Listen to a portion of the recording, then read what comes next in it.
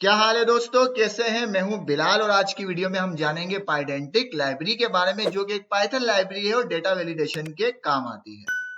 तो इसको कोड से समझते हैं और कोड से समझने से पहले इसकी डॉक्यूमेंटेशन को जरूर रीड कर लेना। मुझे इसकी डॉक्यूमेंटेशन फ्रेंडली नहीं लगी, इसलिए मैं डॉक्यूमेंटेशन से नहीं लेके चल रहा। मैंने इसके की पॉइंट्स जमा कर लिए और इस वीडियो में आपको शेयर करूंगा। तो कोड से समझते हैं इसको। मैं आ जाता हूं अपने कोड के ऊपर और सबसे पहले इसको इंस्टॉल करनी पड़ेगी। तो मैं कहूंगा पिप इंस्टॉल पाइडेंट, ठीक है। जैसे ही मैंने प्ले किया इंस्टॉलेशन शुरू हो जाएगी। जब तक इंस्टॉलेशन होती है हम इंतजार करते हैं, ठीक है। इंस्टॉलेशन कंप्लीट हो गई, मैं इसको कट करता हूं। दोबारा कोड पे आते हैं और इसको इंपोर्ट करते हैं। मैं कहता हूं from identity import base model, ठीक है। बेस मॉडल को मैंने इंपोर्ट कर दिया। इसके बाद मैंने क्या किया, अब हम अपना एक डेटा बनाते हैं।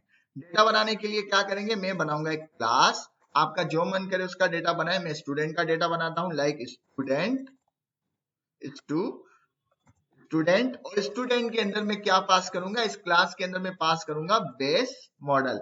इससे क्या होगा कि बेस मॉडल के अंदर जितनी भी मेथड है, प्रॉपर्टीज है, वो सब इनहेरिट हो जाएंगी स्टूडेंट के अंदर, ठीक है। यहां तक बात क्लियर है। अब स्टूडेंट के अंदर मुझे कौन कौन सी प्रॉपर्टी चाहिए, सबसे पहले मुझे स्टूडेंट का नेम चाहिए, जिसकी टाइप होगी स्ट्रिंग। उसके बाद स्टूडेंट की मुझे एज चाहिए, जिसकी टाइप होगी इंटीजर। उसके बाद मुझे ईमेल चाहिए, जिसकी टाइप होगी स्ट्रिंग। उसके बाद मुझे क्या चाहिए, उसके बाद चलो हम स्टेप बाय स्टेप करेंगे। फिलहाल हम इससे एक स्टूडेंट क्रिएट करते हैं। मैं कहता हूं S1 इक्वल टू स्टूडेंट और मैंने इसको कॉल किया और यहाँ पे पास करूंगा नेम, जो कि क्या है, रतन टाल। उसके बाद इसकी एज है, इसकी एज अभी तक हमें मालूम नहीं हो सकी, तो मैं इसकी फिलहाल 25 कर देता हूं। और उसके बाद है ईमेल, इसकी ईमेल को मैं करता हूं लाइक ratan@lal.com। मेरा एक ऑब्जेक्ट बन गया, इसको मैं डिस्प्ले करवाता हूं लाइक डिस्प्ले S1। अब मैं अगर कोड को चलाऊं तो देखते हैं ऑब्जेक्ट हमें मिल रहा है। बिल्कुल एग्जैक्ट हमें ऑब्जेक्ट मिल रहा है, बिल्कुल ठीक, परफेक्ट मिल रहा है। अब हम क्या करते हैं, जरा सा और एक्सटेंड करते हैं। एक्सटेंड क्या करते हैं भाई, ये ईमेल जो है ना, लाइक अगर मैं यहाँ पे क्या करूं, .com को हटा दूं और दोबारा से पे करूं, मुझे क्या है, फिर भी ईमेल इसी तरह से मिल रही है जिस तरह से मैंने यहाँ लिखी है। लेकिन ये वैलिड ईमेल नहीं है, मुझे वैलिड ईमेल चाहिए। तो मैं यहाँ पे एक टाइप को जो है इंपोर्ट करूंगा, लाइक ईमेल स्ट्रिंग। मैंने इस टाइप को इंपोर्ट किया। आप जब इसे इंपोर्ट करेंगे, कोड को चलाएंगे, तो आपके पास एक एरर आएगा। इसके लास्ट में लिखा होगा पिप इंस्टॉल पाइडेंटिक और इस पाइडेंटिक में लिखा होगा ईमेल।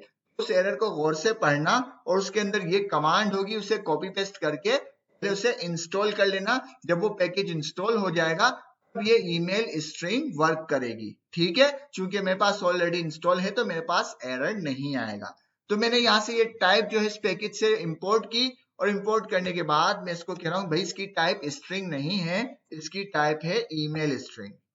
अब अगर मैं कोड को चलाऊं, देखो मुझे एरर मिल गया। क्यों एरर मिल गया, अगर हम एरर पढ़ें तो ये कह रहा है email value is not a valid email address.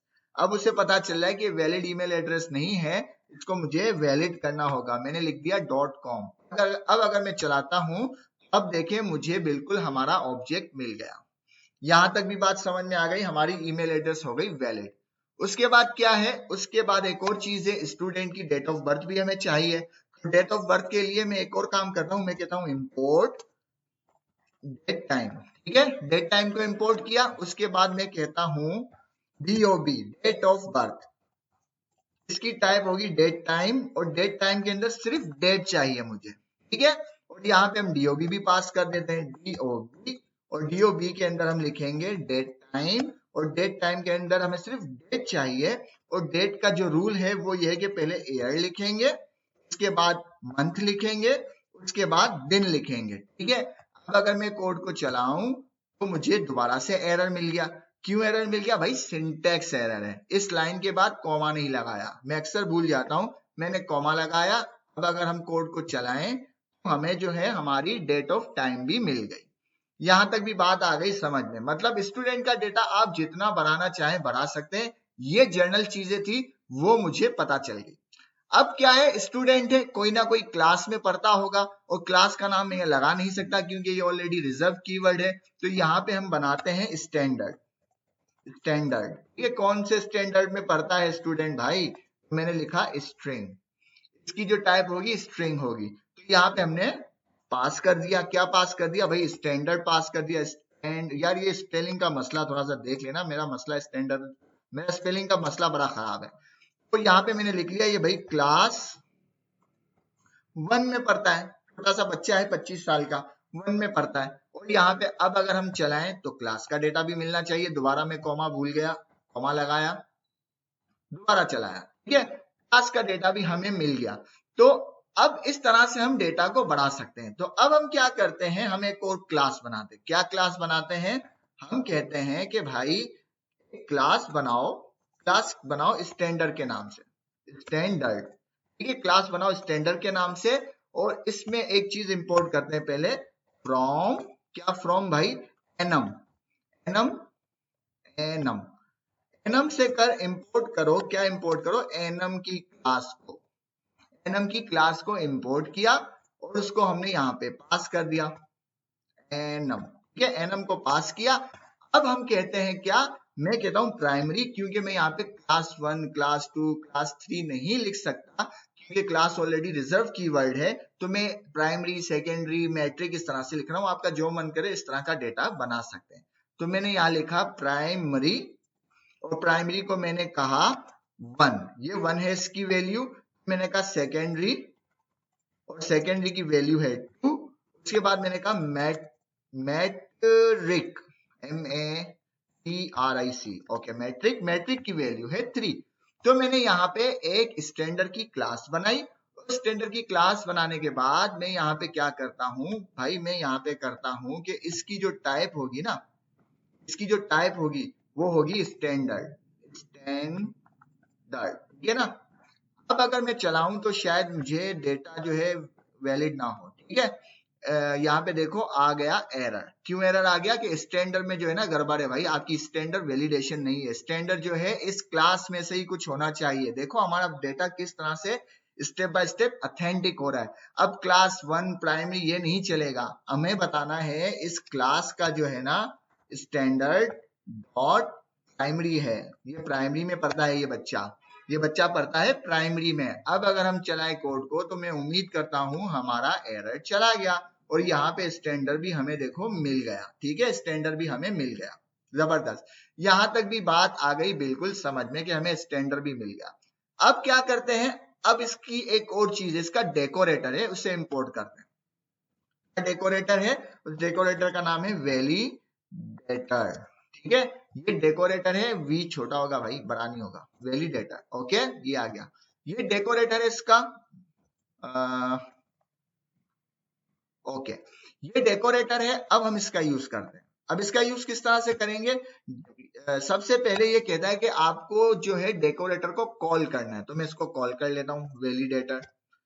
Validator को कॉल किया, कॉल करने के बाद ये कह रहा है कि आपको इस क्लास में से किस क्लास को वैलिडेट करना है, किस क्लास के ऊपर ये वैलिडेटर लगाना है। तो मैं कहता हूं मुझे एज के ऊपर भाई वैलिडेटर चाहिए। तो मैंने कहा भाई ठीक है, एज के ऊपर चाहिए तो इसके अंदर लिख दो एज, ठीक है। जिस क्लास या जिस प्रॉपर्टी के ऊपर आपको वैलिडेटर लगाना है उसको नाम, उसका एज इट इज नाम जो है, उसकी की, सॉरी उसकी जो की है लाइक ईमेल पे लगाना है, तो मुझे यहाँ पर लिखना पड़ेगा ईमेल। और एज पे लगाना है तो मुझे लिखना पड़ेगा एज। तो फिलहाल मैं एज पे लगाना चाहता हूँ। मैंने यहाँ डेकोरेटर लगा दिया। डेकोरेटर लगाने के बाद मैं कहूंगा डेफ, मतलब मैं फंक्शन बना रहा हूँ, और फंक्शन बनाने के बाद फंक्शन का नाम शुरू करेंगे किससे? वैलिडेट। जरूरी है डेकोरेटर के बाद जब भी वैलिडेटर, डेकोरेटर के बाद जब भी फंक्शन लिखेंगे उसका नाम हम लिखेंगे वैलिडेट। इसके अलावा अंडरस्कोप, अब आपकी मर्जी है जो भी नाम लिखे, मैं लिखता हूँ एज। ये वैलिडेट जो है ना, इतना जो है लगाना जरूरी है, जब भी वैलिडेटर काम करेगा, ओके। तो अब हमने फंक्शन बनाया, और हम फंक्शन बनाने के बाद इसको कॉल करते हैं, और इसके बाद दो पैरामीटर पास करते हैं। एक होता है सेल्फ, डॉक्यूमेंटेशन में सेल्फ की जगह लिखा है CLS, आपका जो मन करे वो लगा दे, सेल्फ भी लगा सकते हैं, CLS भी लिख सकते हैं। डॉक्यूमेंटेशन में CLS लिखा है, मैंने CLS लिख दिया। दूसरा पैरामीटर है वी। वी में भी आप कुछ भी लिख सकते हैं, वी की जगह ए लिख सकते हैं, ए बी सी लिख सकते हैं। मैंने यहाँ पे वी इसलिए लिखा है कि डॉक्यूमेंटेशन के अंदर वी लिखा हुआ है। अब मुझे इसमें दो चीजें पता करनी है। दो चीजें ये पता करनी है, एक तो ये फंक्शन जो है कॉल कब होगा या किस तरह से होगा, दूसरा इस v के अंदर मुझे क्या डेटा रिसीव हो रहा है। ये दो चीजें पता करनी है। तो मैं कहता हूं प्रिंट v वैल्यू, यहां पे लिखूंगा v, और दूसरा मैं इसको कहता हूं रिटर्न कर देना भाई, जो भी v के अंदर डेटा आ रहा है वो रिटर्न कर देना, इसके अलावा मुझे कुछ नहीं चाहिए। ठीक है, मैंने एक डेकोरेटर बनाया, एज के ऊपर सॉरी एक डेकोरेटर को कॉल किया वैलिडेटर के नाम से, और उस वैलिडेटर को किस पे वैलिडेट करना है, मुझे एज को वैलिडेट करना है। और एज को वैलिडेट करने के बाद फिलहाल इस फंक्शन में मुझे ये पता करना है कि इस पैरामीटर के अंदर मुझे क्या डेटा मिल रहा है, और ये फंक्शन जो है वैलिडेटर के नीचे लिखी हुई है। ठीक है, अब अगर हम कोड को चलाएं, अभी तक देखो हमें सिर्फ अपना ऑब्जेक्ट नजर आ रहा है, अब अगर मैं इसको चलाऊं तो देखो मुझे क्या मिला, ये फंक्शन कॉल हो गया, मतलब कि फंक्शन प्रायोरिटी के ऊपर फर्स्ट प्रायोरिटी के ऊपर कॉल हो गया, ये खुद ही कॉल हो गया।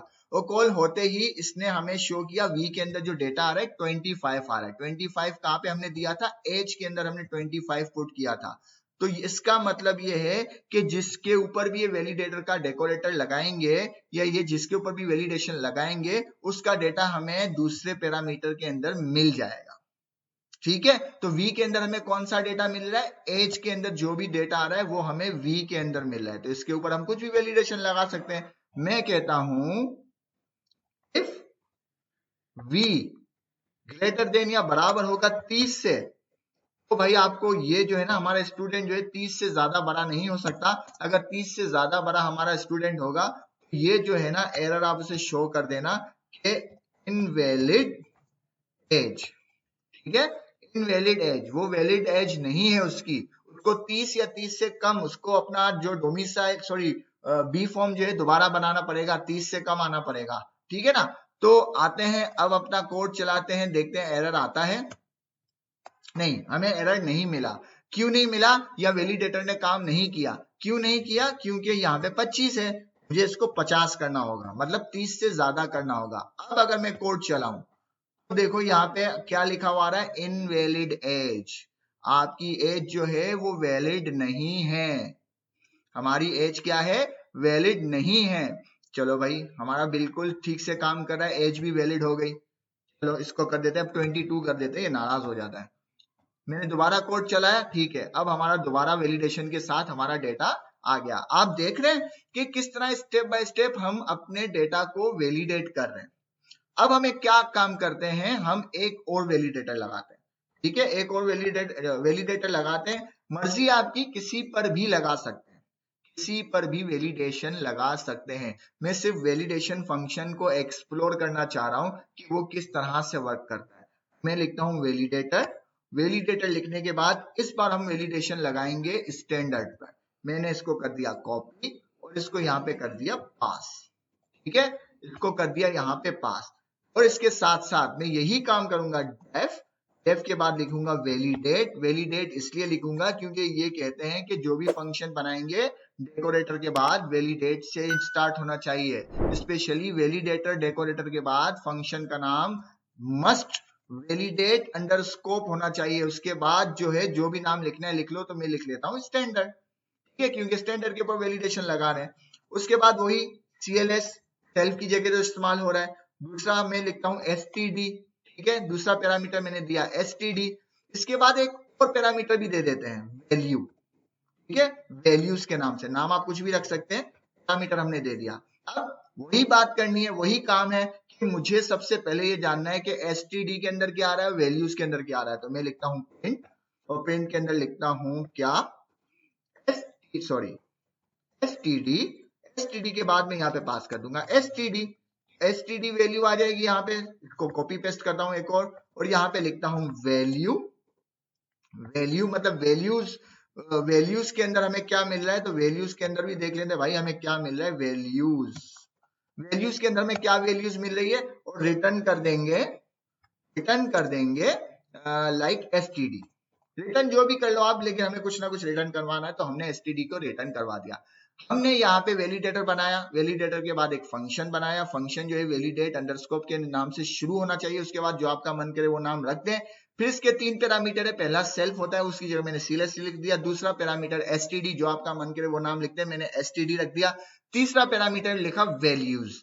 अब मुझे ये मेरा तजस्सुस ये है कि इन दोनों पैरामीटर के अंदर हमें क्या डेटा मिलेगा या मिल रहा है, ठीक है। क्योंकि जैसे ही मैं कोड चलाऊंगा तो ये वैलिडेटर काम करेगा, फौरन से कॉल हो जाएगा। तो कॉल करते हैं, मैंने कोड को चलाया तो यहाँ पे देखो एसटीडी के अंदर मुझे क्या मिला, स्टैंडर्ड डॉट प्राइमरी, मतलब यहाँ पे स्टैंडर्ड के अंदर जो भी वैल्यू थी एसटीडी के अंदर मुझे मिल गई। और वैल्यू के अंदर मुझे क्या मिला, वैल्यू के अंदर ये पूरा का पूरा मुझे ऑब्जेक्ट मिल गया, पूरा का पूरा मुझे ऑब्जेक्ट मिल गया, जो कि हम S1 के अंदर एक्सपेक्ट कर रहे हैं। मतलब तीसरे पैरामीटर में हमें ये पूरा ऑब्जेक्ट रिसीव हो रहा है।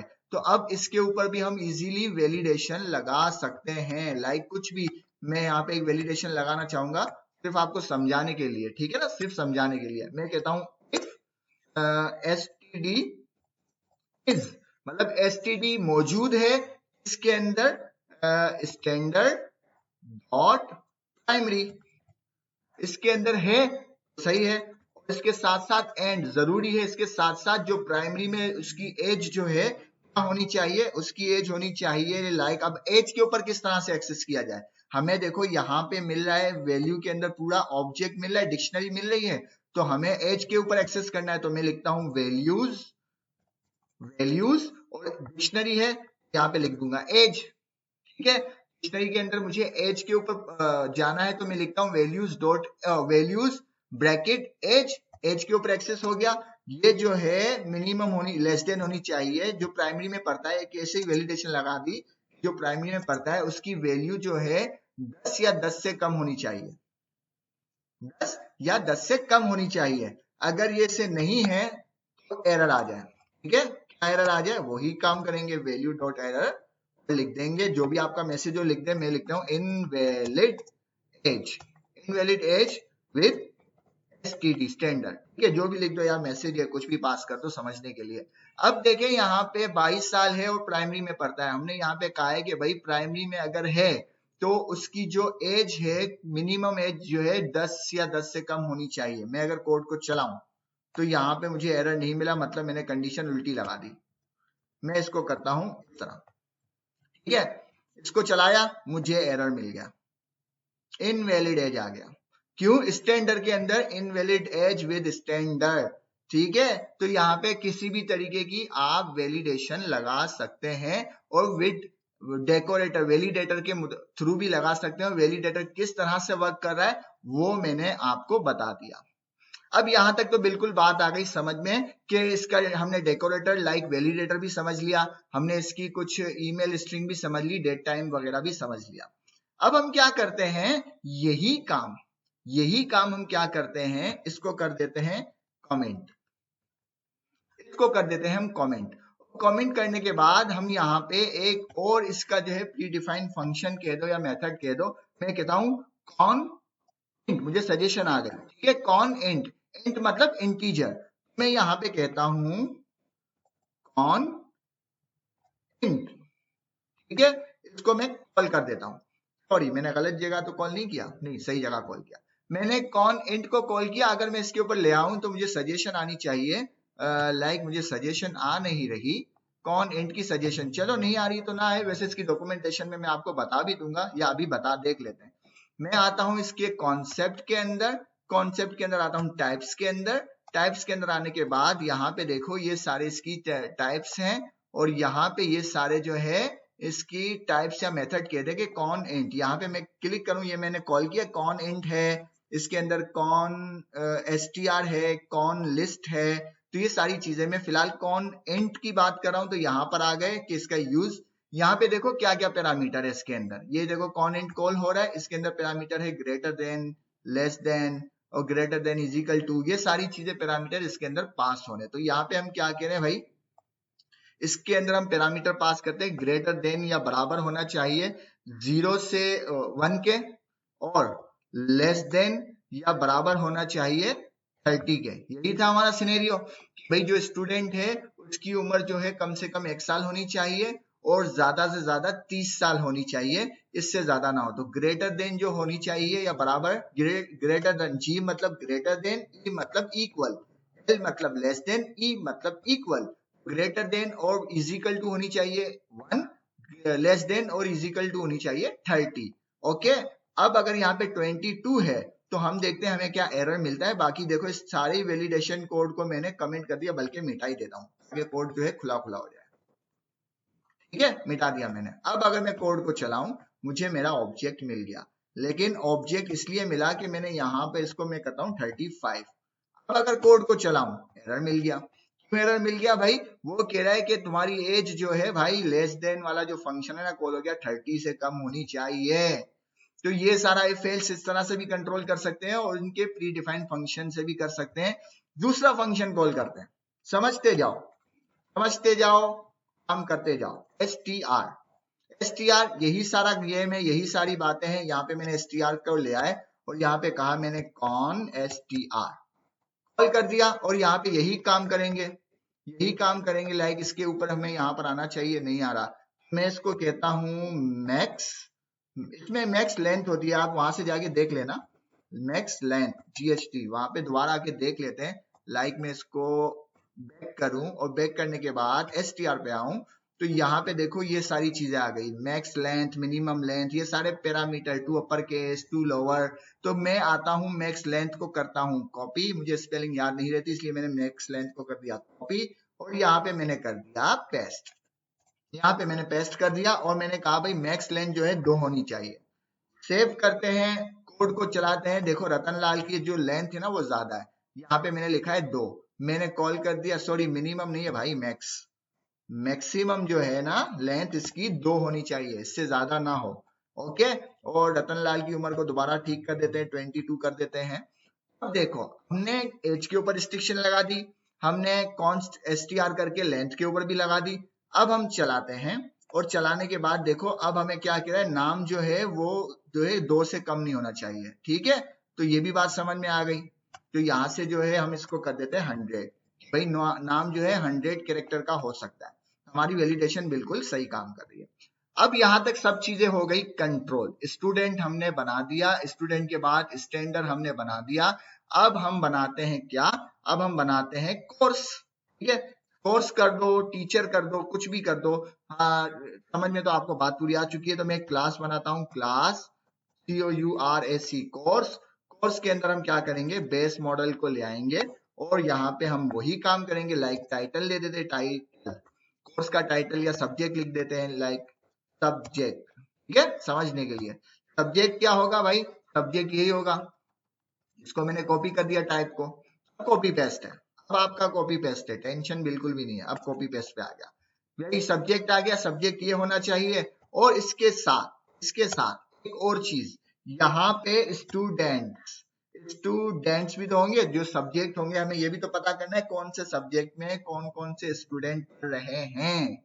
ठीक है, तो मैं यहाँ पे लिखता हूँ स्टूडेंट्स, स्टूडेंट्स होंगे। स्टूडेंट किस तरह से होंगे भाई, स्टूडेंट्स इस तरह से होंगे कि ऑप्शनल है ये।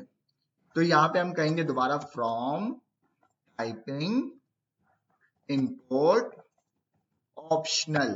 ठीक है, स्टूडेंट का जो डेटा है इस क्लास के अंदर ऑप्शनल है, स्टूडेंट का डेटा क्या है, ऑप्शनल है। ऑप्शनल के साथ साथ क्या है, वो एक लिस्ट होगी, कौन लिस्ट। ठीक है, कौन लिस्ट होगी वो। तो यहाँ पे मैंने क्या किया, दोबारा कहाँ चले गए हम, काफी खिचड़ी बन गई है, समझाने के लिए मुझे करना पड़ा।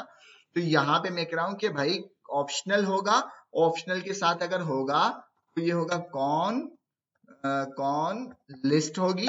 और कौन लिस्ट के अंदर अब हमें इसका पैरामीटर जानना है, मुझे नहीं याद इसका पैरामीटर क्या है भाई, मुझे नहीं याद इसका पैरामीटर क्या है। तो हम आएंगे दोबारा डॉक्यूमेंटेशन पे, बैक करेंगे, कौन लिस्ट के ऊपर जाएंगे और इसके पैरामीटर देखो, आइटम टाइप, आइटम टाइप इसका पैरामीटर है। तो चाहूं तो इसको कॉपी कर देता हूँ यार, यहाँ से मुझे लिखने में बड़ा मैं लिखने में क्या कहूँ, सुस्त हूँ। ओके, मैंने यहाँ पेस्ट कर दिया। पेस्ट करने के बाद मैंने कहा इसका जो आइटम टाइप होगा वो होगा स्टूडेंट। स्टूडेंट का जो ऑब्जेक्ट है वो आइटम टाइप होगा और ये एक एरे है ब्लैंक।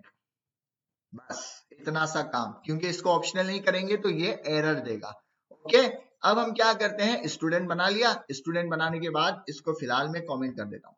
अब हम एक क्लास बनाते हैं। क्लास किस तरह बनाएंगे, C1, और C1 के बाद क्लास का ऑब्जेक्ट है उसे कॉल करेंगे लाइक कोर्स, COURSE, कोर्स को मैंने कॉल किया और कॉल के बाद मैंने इसको सब्जेक्ट पास किया, सब्जेक्ट। और सब्जेक्ट क्या होगा भाई, सब्जेक्ट होगा लाइक कुछ भी लिख लो, इंग्लिश लिख लो, इंग्लिश का आजकल दौर है, या W3 हम पढ़ रहे हैं वो लिख दो, ठीक है। सब्जेक्ट होगा इंग्लिश और यहाँ पे मैंने एक डिस्प्ले के अंदर इंस्टॉल करवा देते हैं C1 को, कमेंट करते हैं और कोड को चलाते हैं, ठीक है।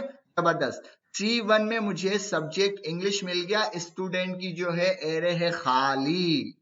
अब मुझे इसके अंदर जो जो स्टूडेंट इसमें पढ़ते हैं इसके अंदर पुट करने हैं, तो भाई बहुत ज्यादा आसान है, एरे तो मिल गई ना मुझे। तो इसके अंदर क्या करना है, मुझे पहले इस स्टूडेंट के अंदर एक्सेस करना है, तो मैं कहूंगा C1 डॉट स्टूडेंट्स और इसके अंदर कहूंगा अपेंड। अपेंड के अंदर मैं क्या करूंगा, S1, हमारा यही ऑब्जेक्ट है, हमने कहा है ना कि भाई स्टूडेंट्स जो है एरे ऑफ डिक्शनरी है किसकी, स्टूडेंट की। तो मैंने यहाँ पे क्या पास कर दिया, S1, ठीक है, S1 पास किया और यहाँ पे कोड को चला दिया। जैसे ही कोड को चलाया, भाई देखो जरा डेटा देखो, स्टूडेंट्स की एरे के अंदर हमारा एक स्टूडेंट आ चुका है। दूसरा स्टूडेंट बनाना है, दूसरा स्टूडेंट बनाए C1 के अंदर अपेंड करें। कोई और कोर्स बनाना है, कोई और कोर्स बनाए, लाइक कोई C2 के नाम से उर्दू का कोर्स बना लो, या लाइक इसको मैंने एक कॉपी बनाई, C2 कर दिया। C2 के बाद मैंने इसको कर दिया मैथ, मैंने इसको कर दिया मैथ। मैथ करने के बाद अब मैं इसको दोबारा अगर चलाएं, अब C2 के अंदर ये हमारा जो स्टूडेंट है रतन लाल, C2 के अंदर का जो सब्जेक्ट है वो भी पढ़ता है, इसके अंदर भी मैंने इससे पास कर दिया। तो यहाँ पर मैं अब अगर C2 को अगर देखें और कोड को चलाएं, अब भी देखो सब्जेक्ट मैथ है और इसके अंदर स्टूडेंट पढ़ रहा है रतन लाल, जिसकी सारी इंफॉर्मेशन आ रही है। अब कोर्स के अंदर आप चाहें तो और कोई क्लास को एक्सटेंड करना चाहें तो कर सकते हैं, स्टूडेंट के डेटा को और ज्यादा एक्सटेंड करना चाहें तो कर सकते हैं। और इस तरह हमने जो इसका स्टैंडर्ड बना है लाइक प्राइमरी सेकेंडरी मैथ, इसको एक्सटेंड करना चाहे कर सकते हैं। इसके साथ साथ इसको वैलिडेट करने के जो ये सारे मेथड टाइप्स और वैलिडेटर थे, ये मैंने आपको स्टेप बाय स्टेप बिल्कुल क्लियरली समझा लिए। सेम प्रोजेक्ट हमने टाइप स्क्रिप्ट के अंदर जब हमने पढ़ा था क्लासेस, उसके अंदर भी बनाया था, यही सारा प्रोजेक्ट था और इसी तरीके से बनाया था, बट इसको हमने पाइडेंटिक के तरीके से बनाया है वाया पाइथन के जरिए, ठीक है। इस तरह फिलहाल हमने एक स्टूडेंट बनाया है, आप एक से ज्यादा स्टूडेंट। अब ज्यादा स्टूडेंट बनाने के लिए क्या है कि इसको हमने बना दिया इसकी एक कॉपी बनाने के बाद इसको S2 कर दिया। S2 करने के बाद यहाँ पे रतन लाल की जगह हमने लिख दिया गुलजारी लाल लिख दिया और यहाँ पे दो लाल हो गए, वही सारे ही माँ के लाल आ गए हैं। और इसको कर दिया हमने 21 के बाद रतन लाल की जगह कर देते हैं गुल के बाद सारी बातें C सेम रहने देते हैं और इसकी बाकी डेटा चेंज करना चाहे कर सकते हैं। और यहाँ पे जो हमने C1 है इसको हम C2 भी पास कर देते हैं कि C1 के अंदर जो कोर्स है, मतलब इंग्लिश का जो सब्जेक्ट है, उसके अंदर रतन लाल भी है और उसके अंदर गुलजारी लाल भी है और C2 के अंदर सिर्फ गुलजारी लाल है। तो यहाँ पे हम अगर इसकी कॉपी बनाएं लाइक C1 और C2, तो अब देखें हमें क्या रिजल्ट मिलता है। मैंने यहाँ पे कोड चलाया, ये देखो सब्जेक्ट इंग्लिश सब्जेक्ट मैथ, तो ये इंग्लिश के अंदर जो है 2 स्टूडेंट का डेटा है, ठीक है। ये दूसरा आ गया गुलजारी लाल आ गया और पहला ये रहा रतन लाल। और जो C2 है मैथ के अंदर सिर्फ और सिर्फ रतन लाल जो है तालीम हासिल कर रहा है। तो इस तरीके से पाइडेंटिक के जरिए हम अपने डेटा को वैलिडेट करते हैं, इसके जरिए स्कीमा को वैलिडेट किया जाता है और बहुत ही तरीके से हम कर सकते हैं, बहुत ही आसान तरीके से हम कर सकते हैं।